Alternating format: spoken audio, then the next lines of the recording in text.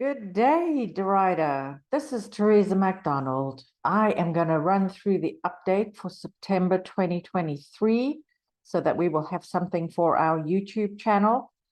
And I hope to see a lot of you tonight at our in-person meeting that will be happening at 7 p.m. at Derita Presbyterian Church on West Sugar Creek Road, where we will focus on the candidates that are running for city council, particularly those that are challenging the incumbents, and hope that you will join us. So just to start, we do hold these meetings on the first Thursday of every month. This year in 2023, we have been doing something different. We have the meeting via Zoom at 9 a.m. on the first Thursday most months, and then once a quarter we are doing the meeting in person at 7 p.m. at Derita Presbyterian Church. We will evaluate at the end of this year how we think we want to move forward next year. We do enjoy the in-person meetings, but could certainly use much more attendance and involvement, and hope that you guys will come out or send us an email if you want to join the Zoom sessions. They do happen at 9 a.m. on a Thursday morning, the first Thursday of every month. And I know that is sometimes a difficult time. So perhaps we'll run a survey at some point if you want to have a Zoom meeting in the evening as opposed to in person, and maybe cut the in-person meetings to once or twice a year. So those are the options. Let us know your feedback, and I will just share with you our updates for this month. Just a quick reminder, the area that we do cover in these meetings, which we call Derita Matters, the area here bound on the west side by 77, on the south 85, and then W.T. Harris connects 77 and 85. So the area within this almost heart shape is the area that we cover in these meetings.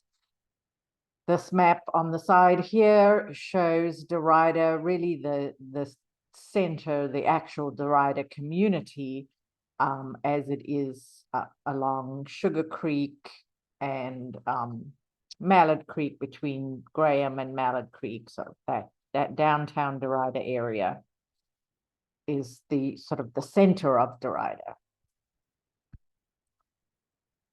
Just another view of the area on the map that we cover in these meetings. This is 77. There's the video of the drive.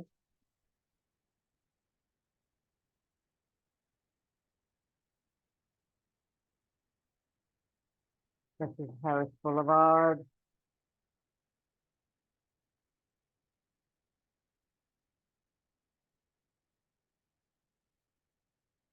That's it. The almost heart shape.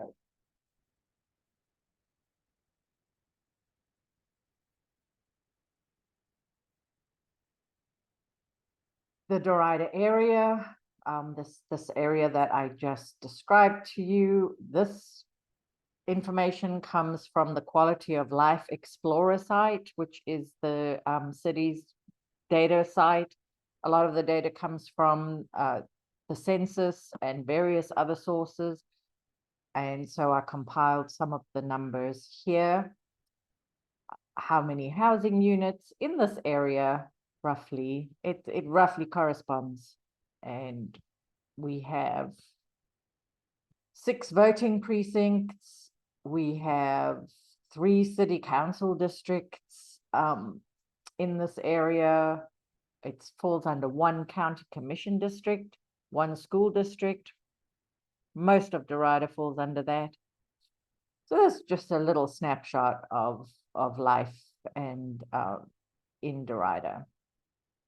I haven't updated this slide, but we have actually added 2 parks, 2 future parks to this list. And I will go into more detail in another meeting about those. Our meeting dates, just a summary slide so that you can see at a glance our meetings. The next one will be on October 5th at 9 a.m. on Zoom. And the next in-person, which will probably, hopefully be a nice holiday celebration, will be on December 7th in person at Derita Presbyterian Church.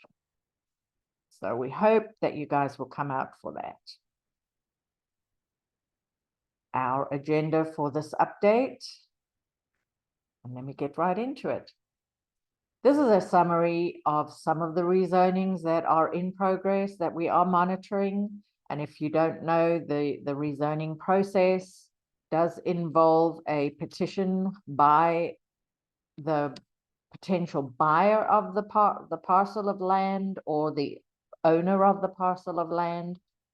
And the petition is reviewed by every department of the city. A community meeting is required, and often several community meetings are held. There is a public hearing in front of City Council. City staff reviews every single petition. Every city department reviews the petition. The zoning committee will review it. And eventually it will come before City Council for a final vote. The intention usually is to make sure that the community and the city and the developer are involved in discussions and talks and come to agreement with on a plan that pretty much pleases everybody and meets the various goals of the city before that final vote with the City Council. So that's why you may get the impression that the City Council vote is, they very rarely vote something down, but that is because a lot of work has gone into it before it reaches that stage to make sure that people are mostly in agreement. So these are the rezonings that we're following. There are some rather big parcels.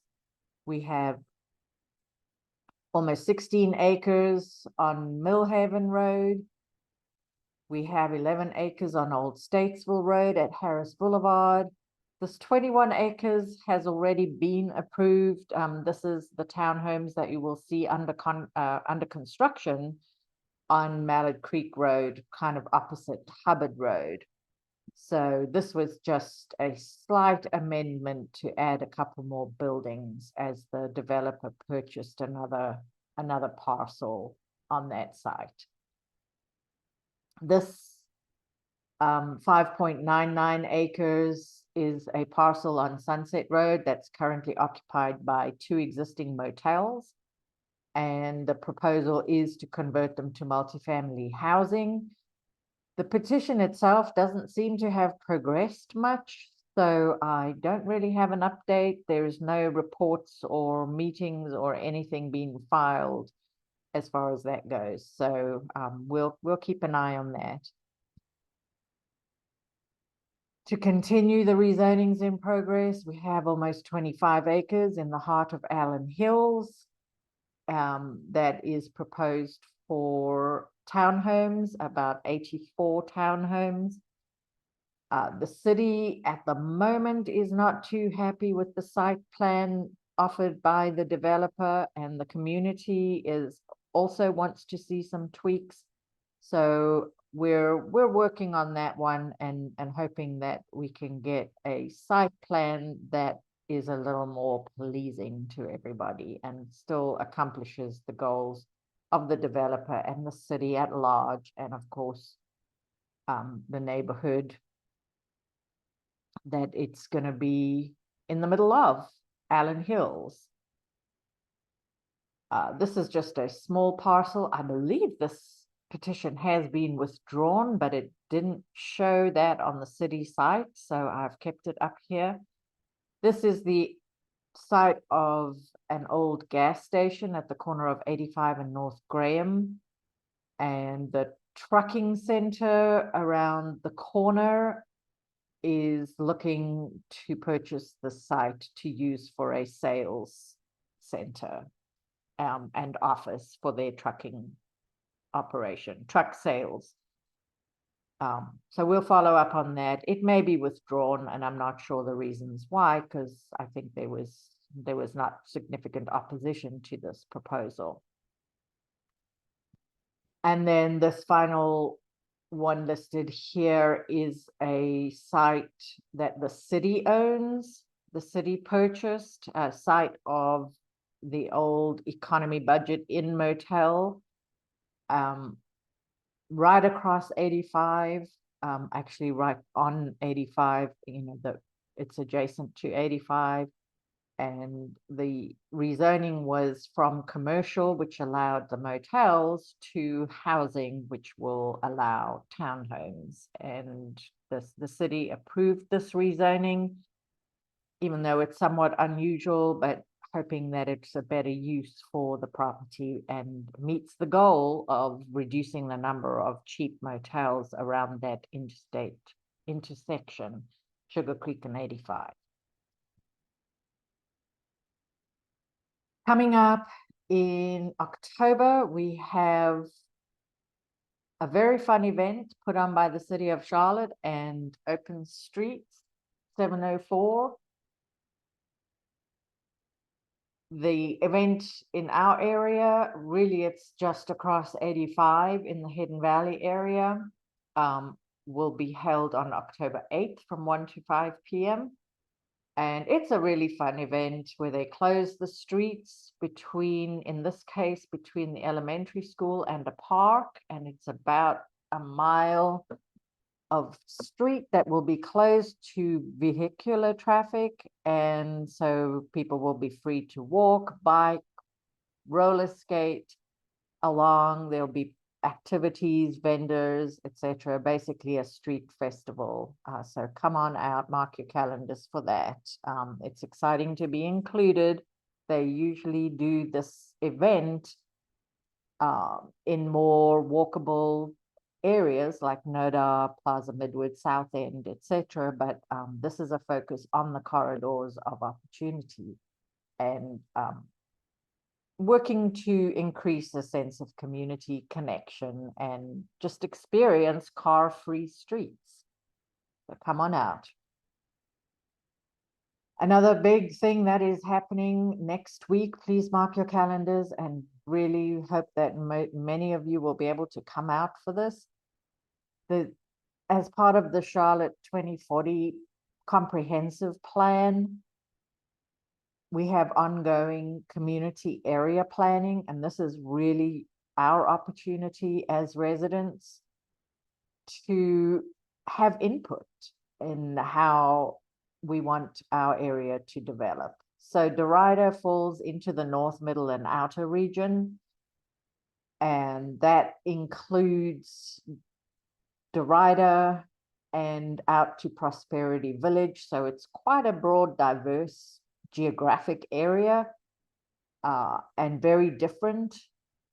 So let's make sure that Derita is represented and that we can have a say in the future of Derita. So there are 3 opportunities. These are basically duplicates. So you pick one that suits your time frame. The first one is on Tuesday on the 12th at 11 a.m. and that is virtual. So you can attend from home with your PC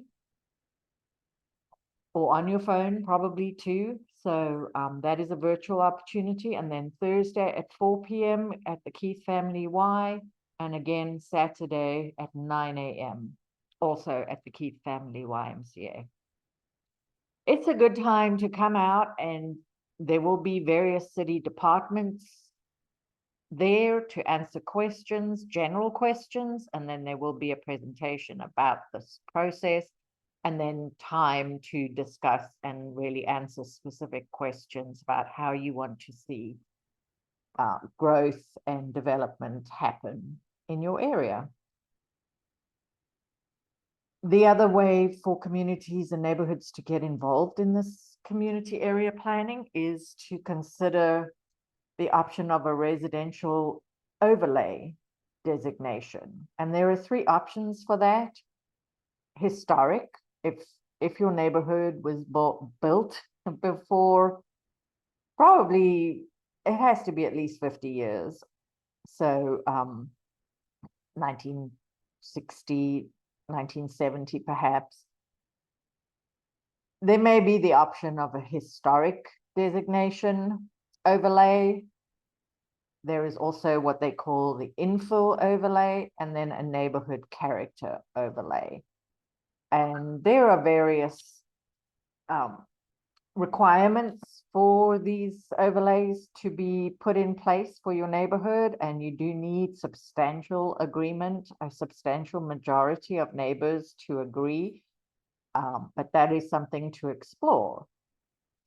If you're interested in putting limitations on how your neighborhood can grow or evolve or change in the future. As you can tell, I don't necessarily recommend that, because changing cities, growing cities need to be able to adapt and evolve. Otherwise, they could decay. But look into that. And a little bit of bad news on our Derita is Cool mural. The project is on hold temporarily as we research another location. Unfortunately, the owners of the Zippy Ice building have withdrawn their permission for the mural to be painted on their building. And that's really following advice from the manufacturer of the siding. They don't recommend that it be painted. It would be hard to maintain and also could not be properly prepared or prepped for painting. So that's a disappointment, but we're confident that we will find another location. We do have the time and flexibility. The project has to be completed. We have the next calendar year to complete the project, to maintain the city funding. So we have a great team on board. Hashim has been wonderful with his mock-ups of the design. And we have 2 artists, Deborian Halsey and Arco, who will be working together on the design for the lettering of Derita, and as well as the actual mural painting. And of course, the community snowflake making is probably going to continue during this time, and we will be working to find another location. We do have a couple of refrigeration companies right in downtown Derita that may have an interest, since the theme could work, but really the design and the theme and the idea, the message, Derita is cool, can work anywhere in Derita. So if you have any leads or ideas or contacts for any of the building owners, let us know, but we will be working on this over the next week or 2, and we will update you as soon as we have something. So for right now, it's on hold, but we're very confident that there is enough groundswell and support to find another location for this. Derita bench was installed. Actually, this update was in August's update, but I thought I would include it here just so that you can see the bench was installed. It's very functional, very distinctive, and look out for it when you're out and about. Habitat for Humanity has a project underway in Allen Hills on Allen Road South. If you don't know, that comes off of North Graham. And they will be adding a total of 8 homes in that location. We made an inquiry because we had some interest from the community who wanted to perhaps volunteer on the site, etc., but was informed that their construction process has changed to a more standard method where they use general contractors rather than volunteers, and that's intended to just help them get more homes built more quickly, more efficiently. So no real volunteer opportunities, but if anything does come up, they will be in touch with us.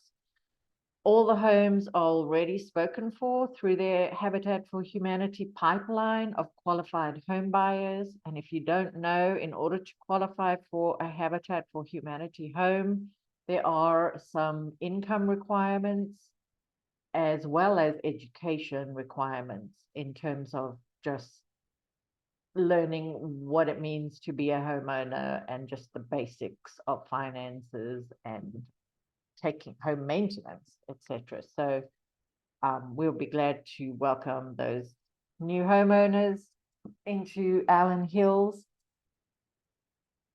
The developer did take note of the traffic concerns that we raised at our Allen Hills meetings in the past, and so they have reduced the number of driveways by half.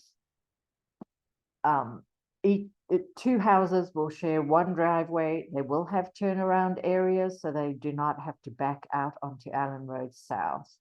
Additionally, they will be petitioning for speed bumps because, as we know, speeding continues to be an issue on that street.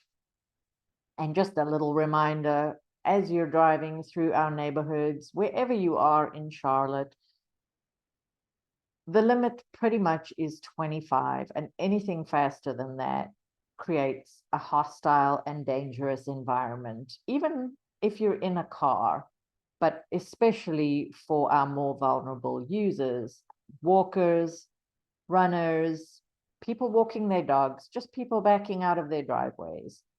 That's my PSA. Neighborhoods thrive when you drive 25. Sorry to be so corny, but it's worth remembering because sometimes our roads seem a little empty and straight and wide, and the temptation is to speed, and it's not a good idea. Local elections are coming up. This is for city council, county commission, etc. We have a couple of races for city council that will be decided in the Democratic primary. So I implore you all to take a look and be involved, and most importantly, go and vote, because whoever wins the Democratic primary in District 2 and District 4 will end up being the city council representative for those districts, no matter how many votes they get in the general election. So get involved.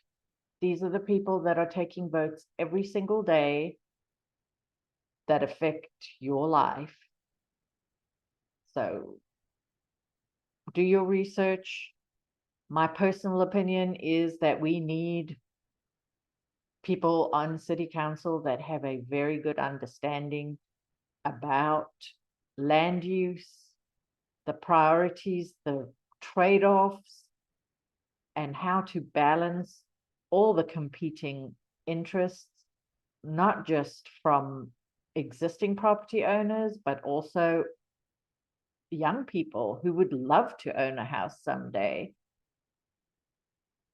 as well as protecting the environment, our trees, making sure we can move around on foot or on bicycles or wheelchairs and not have to rely on a car for every single need.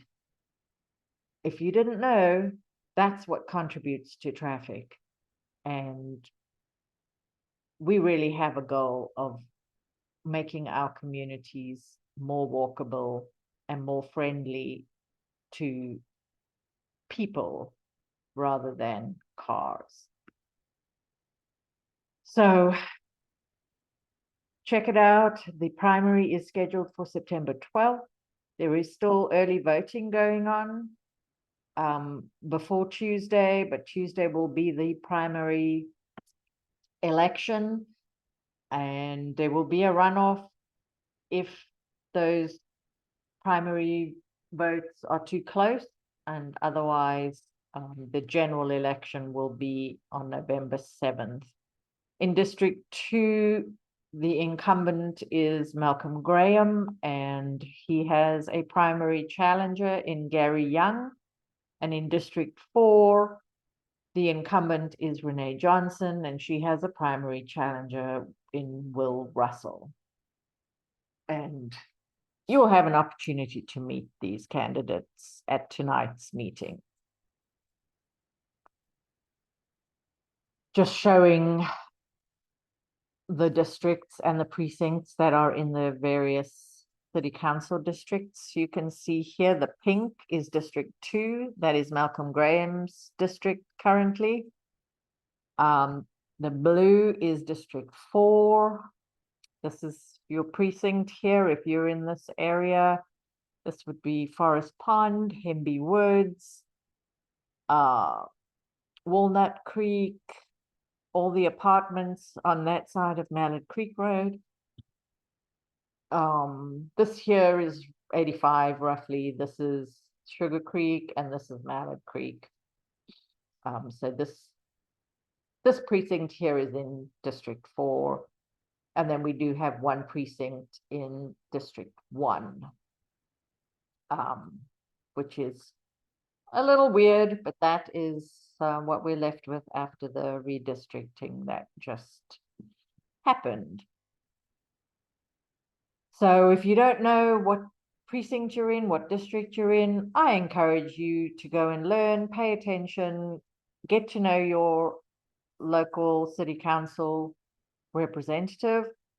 That is the person whose job it is to make sure that you reach the city staff or department that can really answer your questions or solve your problem, whether it's code enforcement, public safety, roads, traffic lights, traffic calming.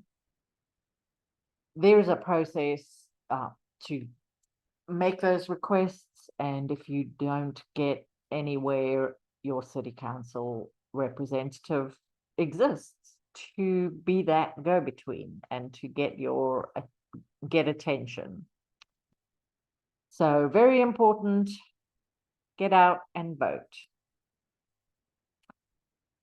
That's me, Teresa MacDonald. I am a realtor with Alan Tate. I am on the Derita Statesville Road Community Organization Board. I'm also on the Planning Commission for the City of Charlotte and the board for Hickory Place, which is an apartment community, affordable subsidized housing for disabled adults. And I'm always willing to answer your real estate questions, land use questions. Just reach out. And finally, our next meeting will be on Zoom, October 5th, 2023 at 9 a.m. Send an email if you want to receive the Zoom invite. Other places you can find Derita residents on Facebook. There is a Buy Nothing group on Facebook for the Derita area. This is a place where you can give, receive, share, lend, express gratitude through and get rid of useful items that you may no longer need. So check that out. And then, of course, the Derita News page on Facebook. We do update and share various news items on that page during the month. So that's a useful place to stay in touch. Thank you so much. And I will see you next month. This is Teresa MacDonald. You can always reach me 704-236-9340. Thanks.